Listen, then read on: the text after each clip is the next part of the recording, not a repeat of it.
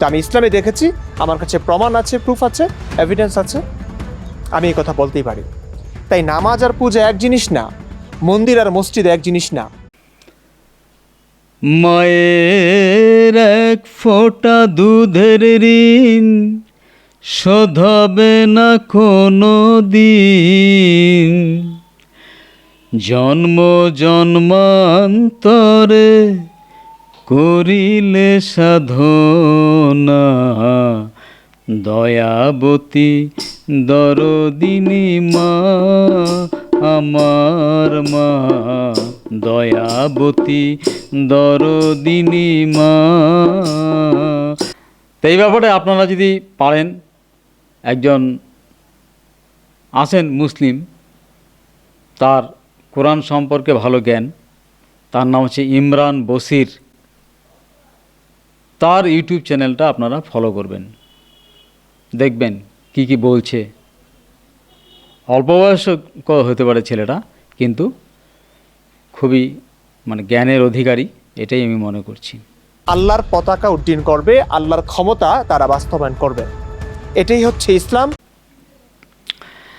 তা চলুন তাহলে দুধের ব্যাপারেই বলা যাক।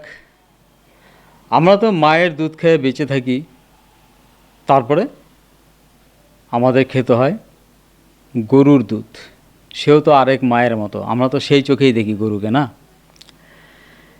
কিন্তু মুসলিমরা কী করে, এই যে উপকারী গরু, তাকে কেটে কেটে খায়। দেখবেন যারা বেশি বেশি করে গরুর মাংস খায় না, সেই মুসলিমদের চেহারার অনেকটা লাল লাল টাইপের হয় তাদের গায়ের রং, ঠিক আছে? তো আমরা যারা হিন্দু, তাদের কাঠের গলায় মালা থাকে, খাই নিরামিষ, এভাবে তো কমজোরি করে ফেলছি আমাদের নিজেরাই নিজেদেরকে। মায়ের দুধ খায় তো ওই 1-2 বছর পর্যন্ত খাই, তারপরে আমাদের কি হবে? ওইটুক খাওয়া হলে কি শেষ হবে? আমরা তো ওই সময় বড় হইলাম, তারপরে ভাত বা মাছ মাংস আমরা খাই হিন্দু মানুষরা, কিন্তু ওই খাওয়াতে চলবে না, দুধ আমাদেরকে খেতেই হবে।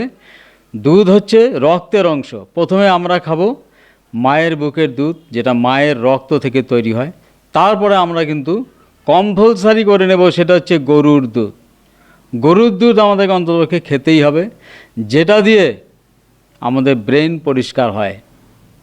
আমার জানা মতে আগেকার দিনের ব্রাহ্মণ মুনি ঋষি যারা ছিলেন, তারা গরু পালতেন, গরুকে কেটে খাওয়ার জন্য না, গরুর দুধ খেয়ে উপকৃত হওয়ার জন্য, বলবান থাকার জন্য, দীর্ঘ আয়ু লাভ করার জন্য। হ্যাঁ, আর গরুর দুধের ঘি খেলে পরে মানুষের ব্রেন অনেক শার্প হয়, তীক্ষ্ণ ব্রেন হয়, ঠিক আছে? তাহলে পরে আমরা কিন্তু সেগুলোও করব যেগুলো আমাদের মুনি ঋষিরা করে গেছেন। তাহলে পরে আমার হিসাবে বর্তমানে আমাদের হিন্দুদের অন্ততপক্ষে গ্রামে, শহরে তো হবে না, গ্রামে যারা হিন্দু আছেন তাদের কাছে আমার অনুরোধ, আপনারা অন্ততপক্ষে 1-2টি করে হলে গরু পালবেনই পালবেন, ঠিক আছে? আর সেই দুধ নিজেরা খাওয়ার পরে বাকিটা বিক্রি করবেন গোয়ালের কাছে, সেটা যেন আমাদের শহরে বন্দরে সব দিকে ছড়ায় পড়ে। এটা কিন্তু আজকালকার দিনে বাধ্যতামূলক করা উচিত, যদি আপনি হিন্দু থাকতে চান। আমাদের নিজেদেরকে এখন বলবান করে তুলতে হবে, কারণ এই যে দস্যুর দল, এই যে মুসলিমের দল, এ কিন্তু শারীরিকভাবে একদিন অ্যাটাক করে বসবে একটা পুরো জাতির উপরেই, ঠিক আছে? ওদের তো সন্তানের কোনো লিমিটেশন নাই, আমাদের তো লিমিটেশন আছে। ওদের সন্তান বইয়ের লিমিটেশন কি বোঝেন? হ্যাঁ, যখন তখন কাউকে তালাক দিয়ে আবার নতুন করে বিয়ে করা যায়, কিন্তু আমাদের মধ্যে তো সেটা ফটাফট হয় না। আমাদের সরকার এরকমই, যারা নাকি একটা কেস পাইলে পরে, পুলিশ একটা কেস পাইলে পরে ছেলেটাকে কিন্তু আগে আটকায়, কারণ ছেলেটার কাছে টাকা আছে, টাকা, সেই জন্য ছেলেটাকে আটকায়, তার থেকে টাকা চুষতে থাকে, আর মেয়েটাকে কিন্তু অত কিছু বলে না, ঠিক আছে? তাহলে পরে এই যে জিনিসটা, এটা কিন্তু একটা ব্যবসায় পরিণত হয়েছে। তা যাই হোক, এগুলো করা যাবে না, আমাদের হিন্দুদের সাবধান হতে হবে, নাহলে পরে আমরা কিন্তু আর হিন্দু থাকতে পারবো না, ঠিক আছে? চিন্তা ভাবনা করুন, এবং আমাদের দেশের যে শাসন ব্যবস্থা, সেটাকে পুরা হিন্দুত্বে নিয়ে আসা উচিত, কারণ আমরা এরকম অসভ্য বর্বর হতে চাই না, মুসলিমরা যেরকম আর কি টাইপের, ওদের ধর্মগ্রন্থের মধ্যে কোনো বিজ্ঞান নাই। আমি যেটুকু 2-4টা লাইন পড়লাম, শুধুই দেখি মার মার কাট কাট ব্যাপার। এটা কোনোদিনও ধর্ম হতে পারে না, ঠিক আছে? মানুষের কোনো সুখের সন্ধান এখানে দেওয়া নাই। কিন্তু এক সেক্সের উপরে সমানে বলে আছে, মানে শুধু সেক্স আর সেক্স, একটা সেক্সই মানে ধর্ম তো বলতেই পাচ্ছি না আমি, আমাকে তো অধর্ম কথাটা বলতে হচ্ছে, ঠিক আছে? সেক্স করতে হবে, তার একটা নির্দিষ্ট পদ্ধতি আছে, আমাদের হিন্দুদের মধ্যে সেরকম করা আছে হিসাব। তাহলে পরে এগুলো কি, ঠিক আছে? ওদের হচ্ছে সারাটা দুনিয়া গ্রাস করে নেওয়ার জন্য, সারাটা দুনিয়ায় মুসলিম লোকে ভর্তি করে দেওয়ার জন্য এগুলো বুদ্ধি করা হচ্ছে। তাদের ডিরেকশনটা এরকম টাইপের, ঠিক আছে? আর শুধু লোভ দেখানো, সেক্সি লোভ। মরার পরে 72টা হুর, এগুলো কি? এগুলো লোক?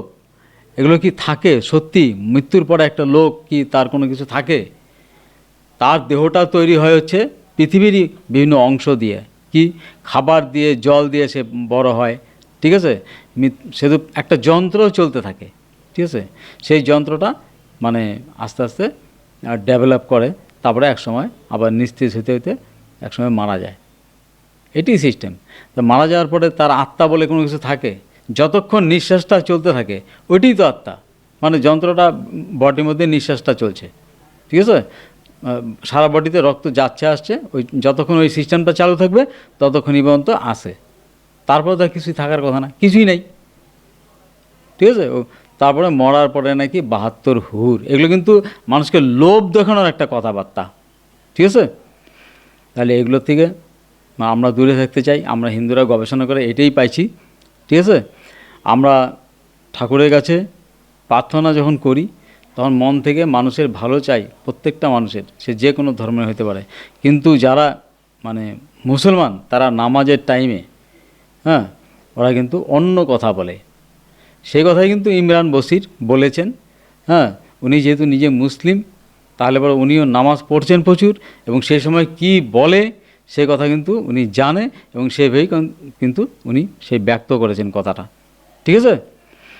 তার জন্য আমি বলবো, আমাদের হিন্দুদেরকে যদি আমরা শক্তিশালী করে তুলতে চাই, তাহলে আমাদের মেয়েদের যত্ন বেশি করে আমাদের নিতে হবে। কারণ আমরা তো বুঝি আমাদের পুরা পুরুষ সমাজটা মায়ের পেটে জন্ম নেয়, তাই না? তাহলে একটা গরু যদি আমাদের লাভ দেয়, তখন আমরা কি করি?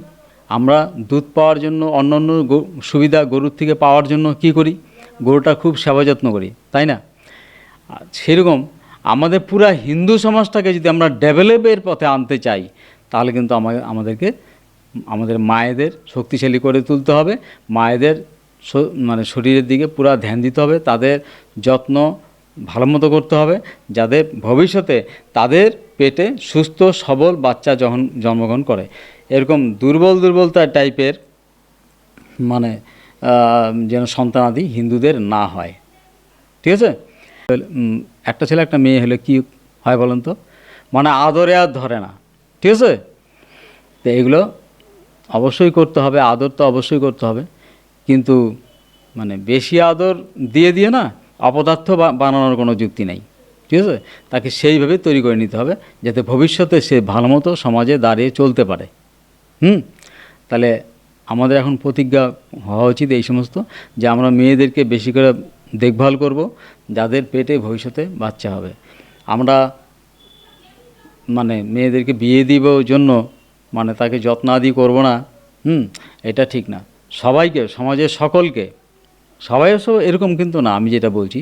হ্যাঁ, কেউ পিতামাতা আছেন তারা দুজনকে সমান দেখে, বা কেউ আছে যে ছেলেটাকে একটু আদর বেশি করে, মেয়েটাকে একটু কম আদর করে, এগুলো কিন্তু করবেন না আপনারা, ঠিক আছে? তাহলে মেয়েদেরকে বলবো আর একটু বেশি করে মানে যত্নাদি নিতে শরীরে, যাতে সে মানে যখন তার বিয়ে হবে তার ভবিষ্যতের জন্য বাচ্চা কাচ্চাটা শক্তিশালী হয়, ঠিক আছে? এটা করতে হবে। আর আজকাল আমাদের যে মানে অনুপাত, ছেলেমেয়ের অনুপাত, সেজন্য অন্ততপক্ষে 3টা করে বাচ্চা কাচ্চা নেওয়া উচিত, ঠিক আছে? নাহলে মুসলিমরা যে করে আগায় যাচ্ছে, সত্যি একদিন জনসংখ্যায় কিন্তু আমরা পিছিয়ে পড়ব। হ্যাঁ, এবং আমাদেরকে তখন মুসলিম হয়তো হইতে হবে। আর জানি মুসলিম হচ্ছে গাধার দল, এই গাধা হয়ে পৃথিবীতে অন্তত বাঁচতে চাই না আমরা, ঠিক আছে? আপনি দেখেন তো চারদিকে যত বিজ্ঞান গবেষণা, যত ডাক্তার, ইঞ্জিনিয়ার, মানে ওই যে গাড়ি ঘোড়া বানানো থেকে শুরু করে এই সমস্ত যত কাজ আছে সেটা কাদের আবিষ্কার? নন মুসলিমদের। ঠিক আছে? তো সেই জন্য বলছি যে অবশ্যই মানে এইদিকে মেয়েদের দিকে ধ্যান দেবেন। ঠিক আছে, তাহলে পরে আমি ওই গানটার কিছুটা অংশ আবার করার চেষ্টা করি। মায়ের এক ফোঁটা দুধের ঋণ শোধ হবে না কোনো দিন, জন্ম জন্মান্তরে করিলে সাধনা, দয়াবতী দরদিনী মা আমার মা, দয়াবতী দরদিনী মা।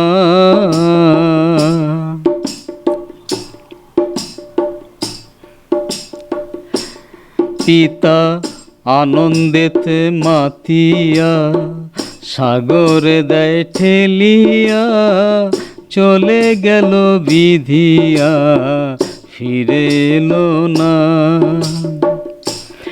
আমায় ধরিয়া জঠরে কত কষ্ট করে, ধরিয়া জঠরে কত কষ্ট করে, 10 মাস 10 দিন সে মা পেল যে যন্ত্রণা, দয়াবতী দরদিনী মা আমার মা, দয়াবতী দরদিনী মা। বন্ধুরা, আমরা কিন্তু প্রতিজ্ঞাবদ্ধ হব আমাদের হিন্দু সমাজকে বাঁচাতে। তাহলে আপনাদের দেহের দিকে শক্তিশালী হইতে হবে, কিন্তু ভবিষ্যতে যুদ্ধ করার জন্য হোক, চাই হিন্দু সমাজটাকে উন্নত করার জন্য হোক, এটা আমাদের জন্য একান্ত জরুরি। সেই জন্য অন্ততপক্ষে মানে কিছু ব্যায়াম চর্চা করতে হবে। আর ব্যায়ামের মধ্যে ঘরের ভিতরে যদি আপনি 20টা 30টা 40টা বুক ডাউন দিতে পারেন, ঠিক আছে, যে বেশি পারবেন বেশি দিবেন, ঠিক আছে, তাহলে পরে এইটা শরীরে রক্ত চালানোর জন্য খুব উপকারী। এইটার নিচে আর কোনো ব্যায়াম নাই। দেখেন না, যারা মুসলিম তারা যে নমাজ পড়ে মাঠে একসঙ্গে, বলেন তো কেন? এটা দেহের রক্ত সঞ্চালনটা ঠিক রাখে এবং তাদের মধ্যে যে মানে দলবদ্ধতা, একসঙ্গে চলতে হবে, একসঙ্গে অন্ততপক্ষে একটা আর্মি ভাব নিয়ে দেখবেন নামাজ পড়ার সময় কিন্তু ওদের মধ্যে একটা আর্মি ভাব থাকে। ঠিক আছে, একটা বিশিষ্ট একটা দেশ মানে বিশেষ এক ধরনের ড্রেস পরে ওরা সেটা শুরু করে। সে মাথায় টুপি থাকে, টুপিটা ওদের কম্পালসারি, তাতে করে ওদের যে একাত্মবোধটা সেটা চলে আসে এবং ওদের উদ্দেশ্যটা কিন্তু ভালো না। ঠিক আছে, ওদের উদ্দেশ্য হচ্ছে মানে নিজেদের যে মতামতটা সেটা অন্যদের উপরে চাপিয়ে দিবে, সেটা কিন্তু একদম ঠিক না। সমাজের উপকার করে এ ধরনের কাজ কিন্তু ওদের দ্বারা খুবই কম। ব্রেনের কাজ ওদের দ্বারা প্রায় হয় না বললেই চলে। ওরা কায়িক পরিশ্রম করতে পারে, দেখবেন বেশিরভাগ মুসলিমই সমস্ত বেশি খাটুনি কাজগুলো করতে পারে। তার জন্য ওদের কিন্তু দেহে গরুর মাংসটা একদম জরুরি। ঠিক আছে, কিন্তু আমাদের হয় ব্রেনের কাজ, সেই জন্য আমরা অবশ্যই দুধটা খাবো এবং বাড়িতে ঘরের ভিতরে বুক ডাউন কিন্তু ওই কটা দিতেই হবে, অন্তত রক্ত সঞ্চালনটা ঠিক রাখার জন্য। আর কি করতে বললাম? পরিবারের মেয়েদেরকে খুবই যত্ন নিতে হবে এবং যারা মেয়ে তাদেরকে বুঝিয়ে বলবেন যে আমাদের একটা জাতি, ঠিক আছে, সেই জাতিটাকে শক্তিশালী করার জন্য যা যা করার দরকার আমরা তা করব। আমাদের হিন্দুদের মধ্যে অনেকেই মদ গাঁজা ভাং খেয়ে নিজের জীবনটা নষ্ট করে, পরিবারটাকে নষ্ট করে। দয়া করে এটা কিন্তু করবেন না। ঠিক আছে, আমাদের হিন্দুদের হয়তো এখন আমরা বুঝতে পারতেছি না, কিন্তু ভবিষ্যৎ অন্ধকার। আজকে থেকে হয়তো 100-200 বছর পরে হয়তো যদি আমরা এখন থেকে সচেতন না হই, তাহলে 100-200 বছর পরে কিন্তু আমাদের মুসলিম হয়ে যেতে হবে। ঠিক আছে, এটার ভবিষ্যৎ অন্ধকার হবে। আমরা আমাদের উন্নত মানে মস্তিষ্কের কাজ বাদ দিয়ে একটা মানে পাগলের যুগে ঢুকে পড়ব। সেই যুগে আমরা নিশ্চয়ই ঢুকতে চাই না কেউ। আমাদের সন্তান সন্ততিরা ভালো থাকুক, এটা নিশ্চয়ই আমরা সবাই চাই। সেই জন্য আজকে আমি আপনাদেরকে যেগুলো অনুরোধ করলাম সেইটা কিন্তু অবশ্যই খেয়াল রাখবেন। আপনাদের সকলকে ধন্যবাদ জানিয়ে, ঠিক আছে, হ্যাঁ আমি শেষ করব। তবে ওই মায়ের দুধের যে মানে ঋণটা, আসুন আমরা সবাই মিলে ওই পথে আমরা কিছুটা ঋণ শোধ করি, ঠিক আছে? এটি একটু রাস্তা আছে, তাছাড়া মায়ের দুধের ঋণ শোধ করার কোনো রাস্তা নাই। ধন্যবাদ, ভালো থাকবেন।